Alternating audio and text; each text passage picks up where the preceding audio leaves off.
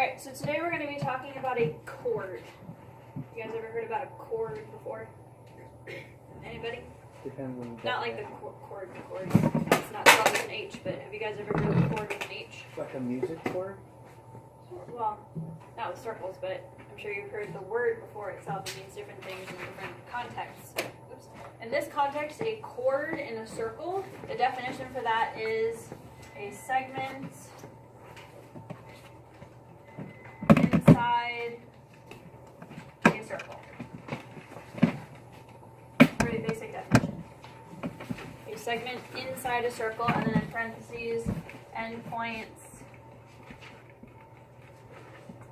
on the circle. So the extent of the segment itself is inside, it's contained inside the circle, but it starts and stops on the circle. So for example, if I draw a circle up here to illustrate, if I draw an endpoint here and an endpoint here and then I connect them, that segment is a chord. It does not have to go to the center, through the center, but it could. So technically a diameter is also a chord. It's just a chord that goes through the center. But for it to be a chord, it doesn't have to go through the center. It could be as long or as short as you want, as long as it's from one side of the circle to the other and it goes through the inside of the circle. It doesn't go outside. Okay, so we have how many total? We have 5 theorems or rules that we know about chords that relate the chords to angles and arcs and things like, or to each other. And so we have these 5 rules. Yes, you do have to remember them and how to work with them in solving, but I feel like they're pretty basic and some of them are pretty intuitive, so it won't be too hard to remember these. So our first one, theorem 1, within a circle or congruent circles, that means if you have one circle or if you have 2 circles that are congruent, 2 chords and their associated arcs are congruent if and only if the corresponding central angles are congruent.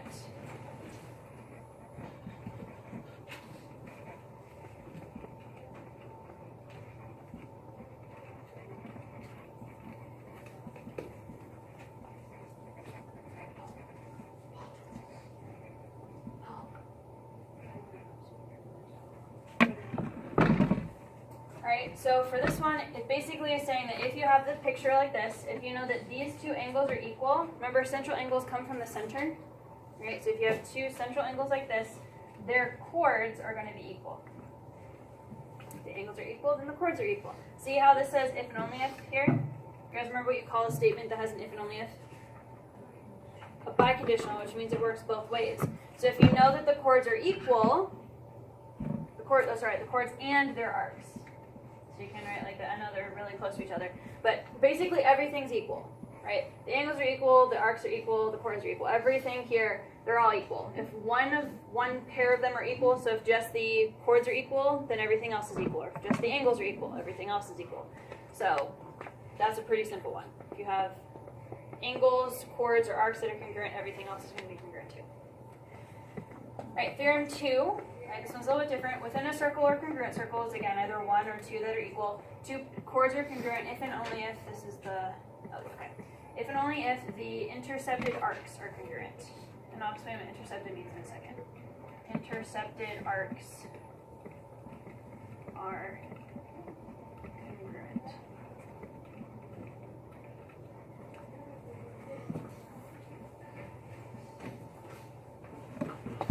Intercepted means that it's the arc that's created by the chord.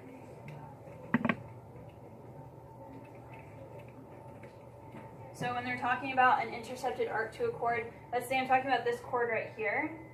The arc that it creates is this one. The arc that's between its endpoints. So the part of the circle that's been cut off from the rest of the circle, that's the intercepted arc. Okay?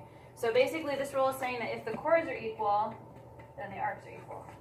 That's exactly the same thing as this, just without the angles. Okay, so this is saying that if you have one pair of these 3 things and the other 2 will also be equal, this is just focusing on the arc-chord relationship. So if you know the chords are equal, then the arcs are equal, and vice versa, because this is another biconditional. Works both ways.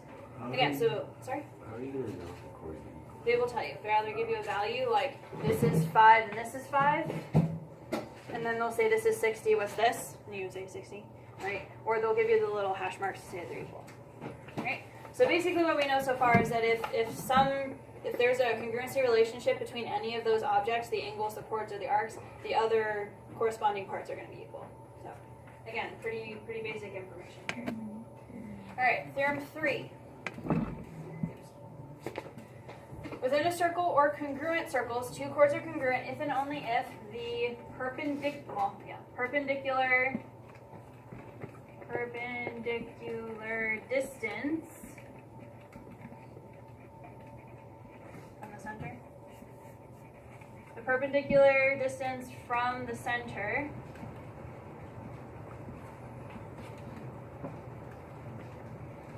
is the same or equal. The perpendicular distance from the center is the same. Okay. Now this is very important that I included this word because you guys talk about distance, right? Distance is the measure from one object to another, right? But when we're talking about distance here, we want the perpendicular distance. So for instance, I'm going to draw it like this, right? The distance of this chord from the center is represented by this little segment right here that I put a little hash mark on. If you have that same relationship over here, if you can draw another perpendicular distance from the center to the other chord, and that's the exact same length as the other one, then the chords themselves will be equal. So I'll use numbers as an example. If this is 5, if you know that this chord is 5, and then you see that these little distances are the same, what would this chord be? 5. 5. So if the two chords are the same distance away from the center, but the perpendicular distance, make sure you're looking out for that, then the chords themselves are equal. You can kind of imagine that, right? They're being spread out equally, so that means that their lengths should be equal. That's theorem 3. And you do need to see the perpendicular mark and the congruency mark, so make sure you're looking for those symbols in the picture. All right, these next two are very closely related to each other. One is a conditional and the other is the converse of that. But I wrote them separate so you guys can see how to use them separately. So this first one says a diameter of a circle is perpendicular to a chord if and only if it bisects the chord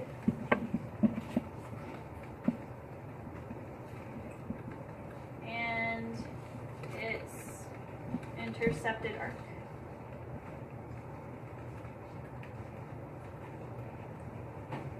A diameter of a circle is perpendicular to a chord if and only if it bisects the chord and its intercepted arc. I'm going to draw that into the picture for you in a second after you finish writing. So what this is saying is that if you know that this is a diameter, this is the diameter, right? That's the diameter. This is your chord. If they're perpendicular, you draw the diameter and then it happens to be perpendicular to the chord, what this is saying is that the chord is cut in half and the arc is cut in half. So if a diameter and a chord are perpendicular, then the chord itself and the arc underneath it, or created by that chord, is cut in half.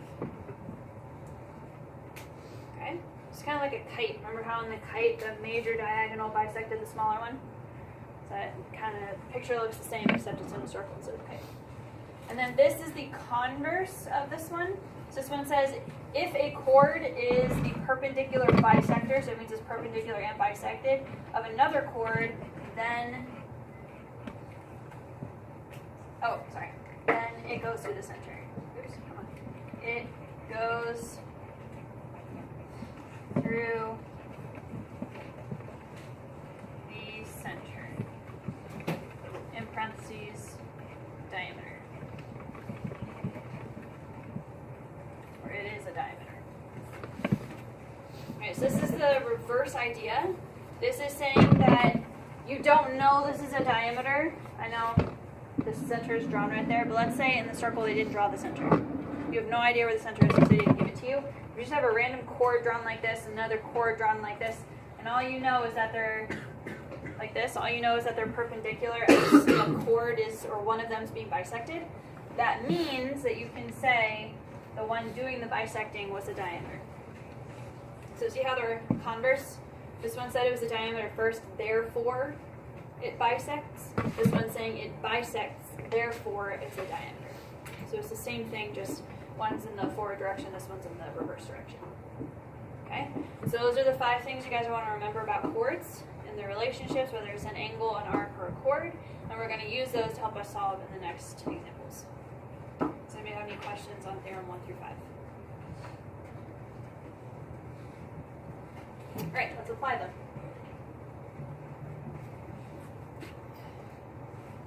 It will be helpful in the notes. You don't necessarily have to do this in the homework, though it is good practice. In these examples, I'm going to write which theorem I'm using to help you solve, so you guys can see how I'm applying them in the situation. So I have this right here. You want to consider everything that you have. I have a diameter. I see that the diameter is perpendicular to a chord, and I am trying to find the full length of the chord. Which one of the theorems do you think would most help me to solve this question? 4. Number 4. Number 4 states that if you know this is a diameter, and I do because it's going through the center, if I know it's a diameter and it's perpendicular to the chord, what does it do to the chord? It bisects it. So if this is 4, that means this is 4, so what's the full length? 8. That is how you use these theorems to help you solve. Okay? What about AD? I notice that I have 2 chords. I notice that I have a little distance that is perpendicular from the center, and that both of those perpendicular distances are the same. Which one of the theorems would I be using? 3. Number 3. What does that theorem say? If the chords are the same perpendicular distance from the center, what do I know about them? The chords are, they're the same. The chords are the same length. So if I'm looking for AD, what would that be? 8. Because if this chord is 8, then the other one is also 8. Because the theorem says that it would be. Alright, next one. I have another diameter, I have another chord, and they are perpendicular. And I'm trying to find the measure of EC, which is the length of the diameter. So, which theorem do you guys think would be most helpful?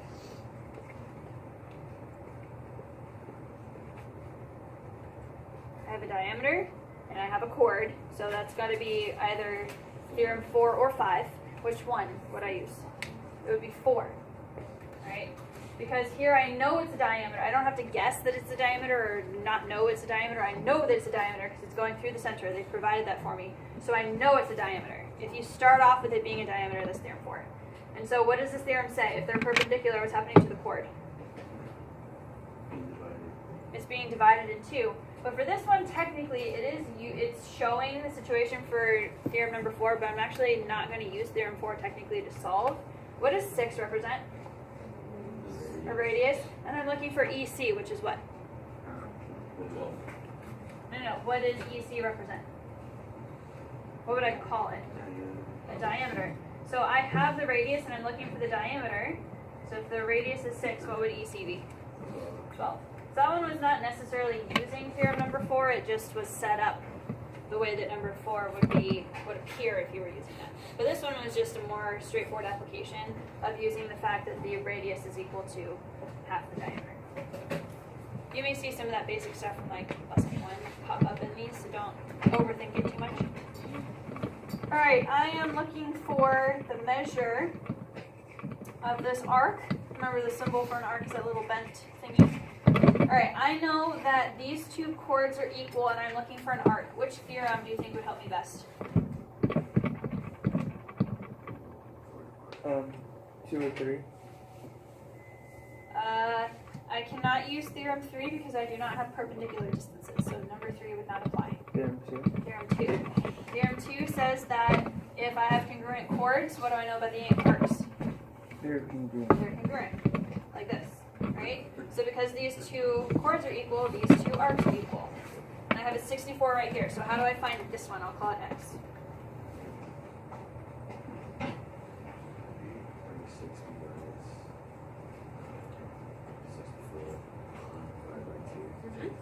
So what do you know about the full circle? Okay, and I know one of the arcs is 64, I know one of the arcs is X. What do I call this one? X. Also X, because they're the same. So I could say X plus 64 equals 360. 360. So 2 X's and 64 make up an entire circle, which is 360, and then you algebraically solve that. 2 of these. 2 X's. Divide by 2? Wait, you better divide by 2 because it's 2X. Is it not 148? It is 148? Yeah, it is. 148. Alright, so that one used theorem number 2. When you see you have two congruent chords, you have two congruent arcs, and vice versa. Okay? So you can use that to help you solve. But you do have to remember other things about triangles, like the full triangle being 360, but we learned that on day 1. I'm sure you guys knew that before. Alright, what about this one? I'm trying to solve for x. I know that this arc is equal to this arc. Which theorem would I use? Number 2 again. I have two congruent arcs. Therefore, what do I know about these two chords? Equal. They're equal. If you have equal parts somewhere, then you have other equal parts. Just got to find where they are. So that means 2x plus 4 equals 18. And so again, you do some algebra, subtract the 4, divide by 2. You would get 6. 7. 7. 14 divided by 2 is 7. Okay. Then we have our last one over here. I have two congruent chords, and I'm looking for this angle, which I've marked x. Which theorem would I be using to help me here? I'd be using theorem 1. I have angles, chords, and arcs. Notice that the chords are equal. So what does that mean about the arcs? They're equal. The arcs are equal. So if this one's 40, this one's 40. And if I know that this arc is 40 degrees, what's the measure of this central angle? Also 40. So remember, the angle and the arc are the same measure. We learned that on day 1.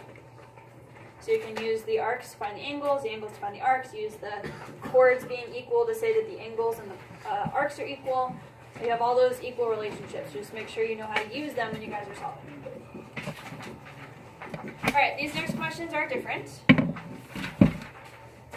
Make sure we have exposure to all the different types of questions you guys will see. So these ones are a little bit different, but they're still using our theorems from the previous page. I'm trying to find the value of x to the nearest tenth, so that means 1 decimal point.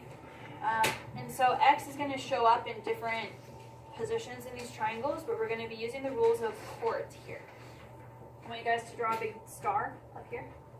My hint for you, when you see these kinds of situations, is to use a triangle. And it's a specific type of triangle that you're going to be using. What do you guys notice about, what do all these have in common, these pictures? Right angle. The right angle.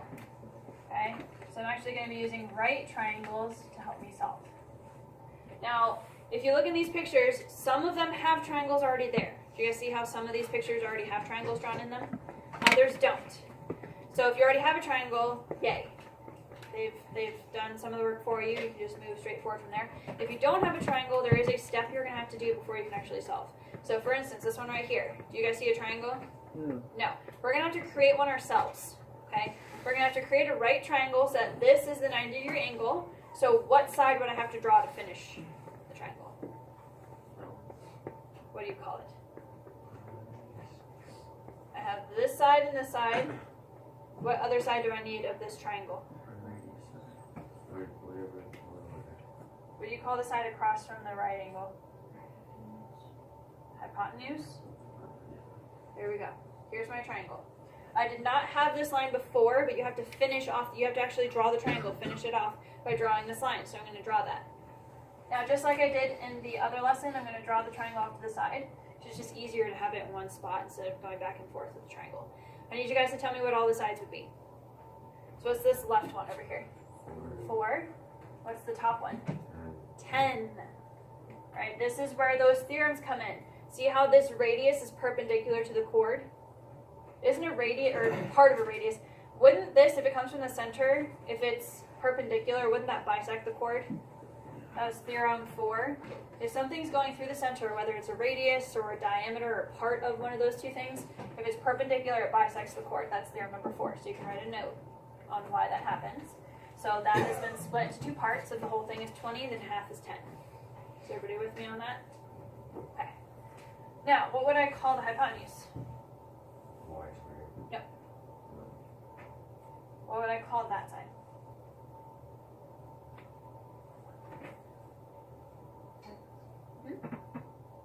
What would it be?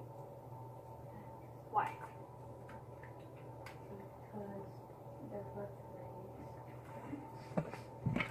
You guys see how, what I basically did is I took this pre-existing radius that was misplaced and I swung it around.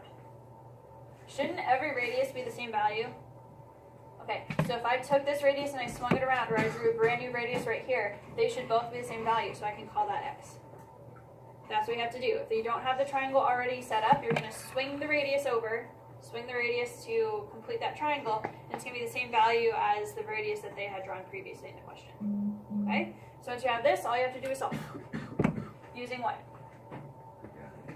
Pythagorean theorem. So 4 squared plus 10 squared equals x squared. And the directions say you're allowed to use a decimal, so don't worry about radicals. So if you do that, would you get as a decimal? 10.8.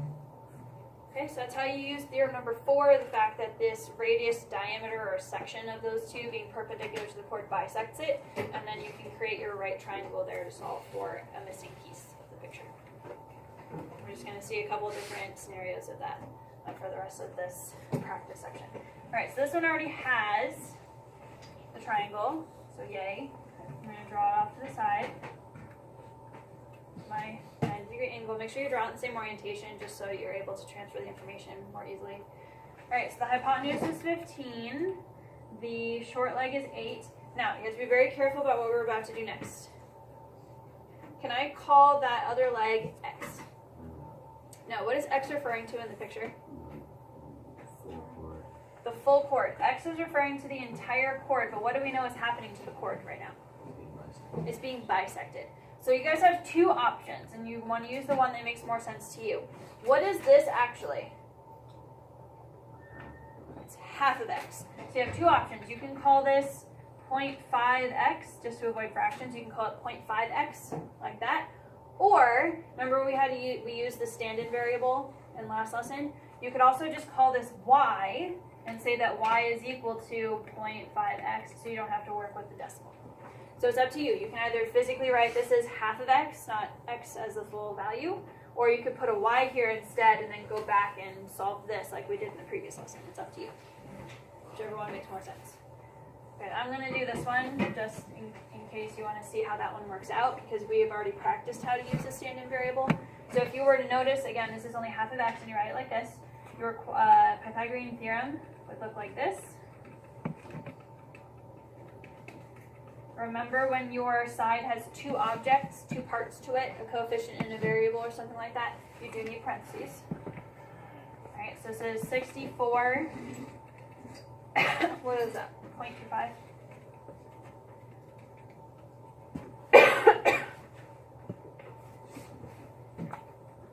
$2.25, is that right? Make sure you remember where all the numbers go in the Pythagorean theorem. Okay, so remember, when you guys are working with this, you have to distribute the squares. So that's why I did a different number there. I did 0.5 squared. Alright, then from here you guys would solve. So I would subtract the 64. And then we get this. Now what would I do? At this point when you guys are solving, what would I do algebraically? Divide by 0.25. Always make sure that the x squared is by itself before you do any square rooting. So you divide the 0.25 away, you get that, and then you're going to take the square root of that value, 25.4 rounding. So if you did y, I'll just write that over here in a different color. If you were to choose y, you would do 15 squared equals y squared plus 8 squared. So then you would do 15 squared, whatever, the 225, oh gosh, 225 minus 64, and then take the square root of that. 12.7, and then you plug that in here and solve for x. You plug the 12.7 here, and then divide by 0.5 to solve, just like we did in the previous lesson. Okay? Okay, so that's how you would use the y. You would just do the Pythagorean theorem, find y, and then plug it into the stand-in equation and solve for x that way. Okay, so it's up to you which one you would like to do.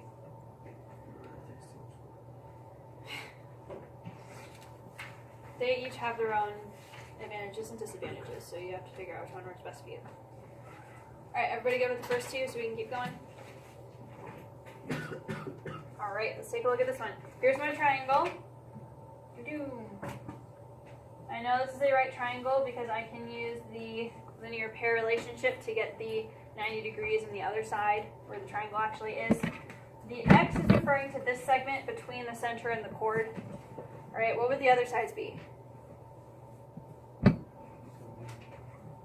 The full chord is 14, so would I say that the side of the triangle is 14? What's happening to the chord? It's being bisected with that theorem 4 we were talking about before. So this is going to be 7, and then what would the hypotenuse be? 9. Because 18 is referring to the diameter, and they only want to use the radius for that triangle. Okay? So make sure you have all the pieces there correctly. And then Pythagorean theorem again. Yeah, we've been doing this for a while, so hopefully you guys can do that pretty easily. So x squared is equal to 32. You're allowed to use a decimal, so you guys can just take the square root of that and give it to me as a decimal. 5.7 rounded. Okay? I'll do another one with you, and then I will let you guys try the last 2 of that group. Any questions on the first 3? Okay, let's do this one right here together. Alright, do you guys see a triangle? Yeah. Wait. Did you? I don't see a No. triangle. No. Okay. I see Well, a right I need angle. a triangle. Okay, we have a right angle, so that's good. We need to create a triangle so that the right angle is inside of a triangle. So how would I do that? How do I complete a triangle? Close it. Where? Where? To tangent 10. Or the point of tangent. Pointer. There is no tangent drawn, but this point right here on the other end of the chord. So if I draw that, there's my right triangle. You could have also drawn it the other way. It doesn't really matter as long as you have your right angle inside. All right. Tell me what the sides would be. Far left. 5, because the full chord is 10. It's being bisected. What about the bottom? X. Okay. And then the hypotenuse? 12. Good. Because it's remember that the 24 is the diameter, so the radius is 12. And if I swing the radius around, I just swung it around and drew another radius here, it would still be 12. Okay, so do you remember you can use the radius that way? They're all equal, so you can shift it over.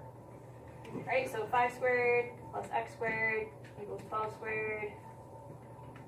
Oops. 144 minus 25 is 119. Take the square root of that. What do you guys get? 10.9. Okay, so with that practice, go ahead and do the last 2, please. And look for triangles. If you don't have one, make sure you can draw it correctly, and then use Pythagorean theorem to solve. So take a few minutes to do that. Okay, once you guys finish those examples, you can look at the board and make sure you got the right answer. The middle one should be 8.7, and the one on the far right should be 6.5. Cool. Anybody have any questions? The last one. This one? Actually, it hasn't fallen out because it's supposed to be in your bag. Okay, so do you see a triangle? No. Okay, you need to draw one. So how do you draw one? Cross. Like this? Okay, what is that? No, what is this blue? What would I call that? Of the triangle, yes, it is a hypotenuse, but in the circle, what would I call it? From here to here. What do I call this segment? From the point. No radius. Okay, do I have another radius in the picture anywhere? X. Okay, so what would this value be? The same. The same, so x. Right? So when you draw the triangle, whoa, that's horrible. There we go. When you draw the triangle, this should be x, this should be 4.2, and then what would the other side be? This. What would that be? 5. So that's just straightforward application of the Pythagorean theorem. Again, remember that theorem, theorem number 4 we were talking about, if a diameter, radius, or a part of those two things, if it's coming from the center to become perpendicular to a chord, it bisects it. So you have to remember that detail in order to move forward. Alright, everybody good with that? Okay. Now we have 2 final application questions. They look a little bit more complicated, because they are. But we're going to use the same idea here. These 2 triangles are congruent. So remember how in all of the theorems they said in a circle or congruent circles? Said that every time. So we're going to see how it could work if you have two circles instead of one.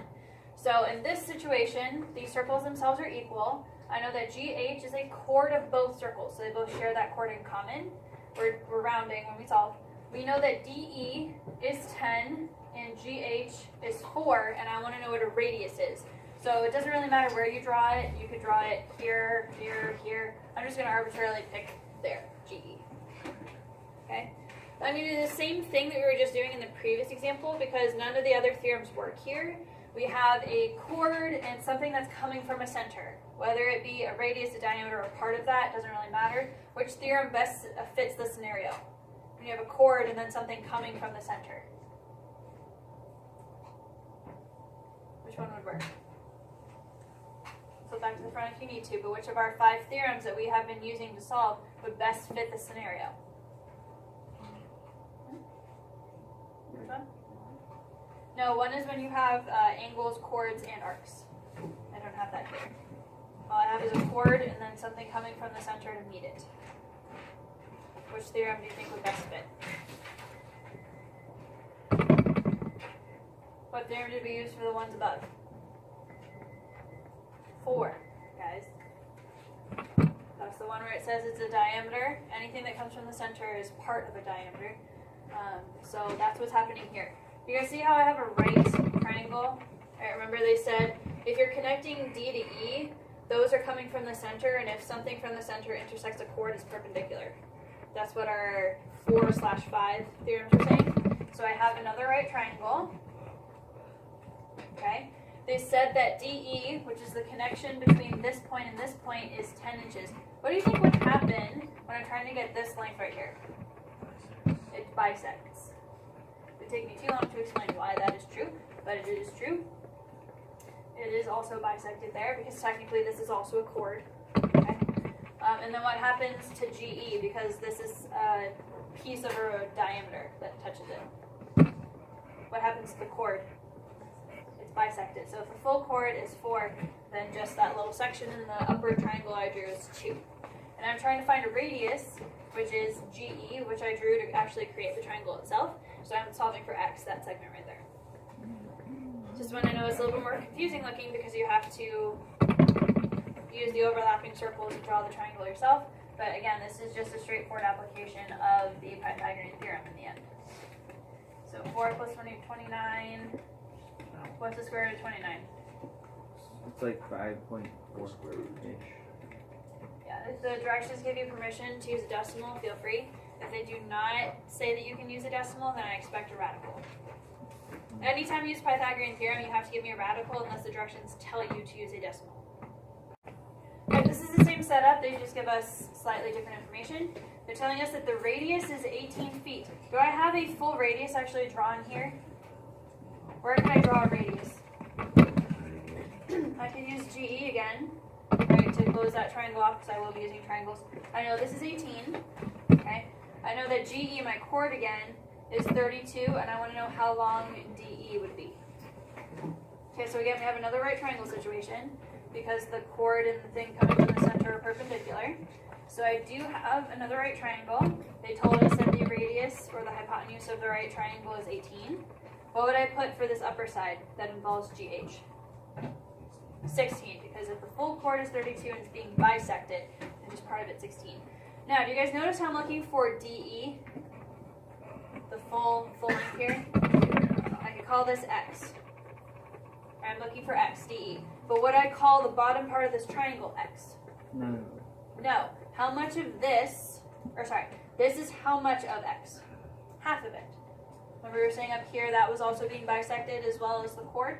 So what would I wouldn't write X here, what would I do instead? You could either write Y and say that Y is equal to 0.5x and just put a Y here. Or, what else? Or you could physically write 0.5x. Either of those two things you could write there. And you choose the method you want to do, just like I showed you in one of the first examples. You choose whether you want to solve for Y and then plug it into the stand-in equation, or you can just use 0.5x and away you go. Find x in one shot. Okay?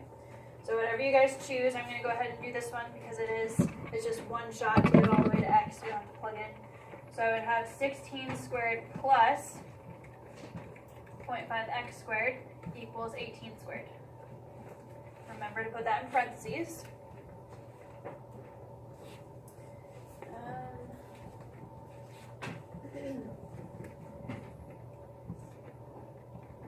So if you're doing all the work,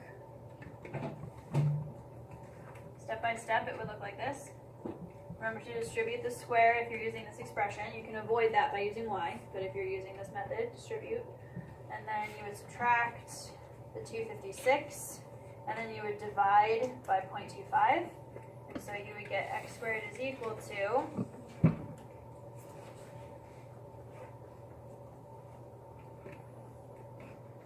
that's what I got so far. I messed up somewhere. Nope, that's right. And then you take the square root of that number, and you get 16.5. That's how you get x just in one shot. Again, if you were doing the y process, if you solve for y, that will give you a different number. If you do that stand-in, that would give you 8.2. If you do the y process, it would give you 8.2. You would plug that in, divide by 0.5, and then you would get the 16.5. Yes? Could you just keep it as x and then move on x just times it by 2? I would, if you're going to do that, you can't label the picture like this with x. The reason why I use a y here is because I pre-established that DE was x. If you want to call this x and then call DE something else, that's fine.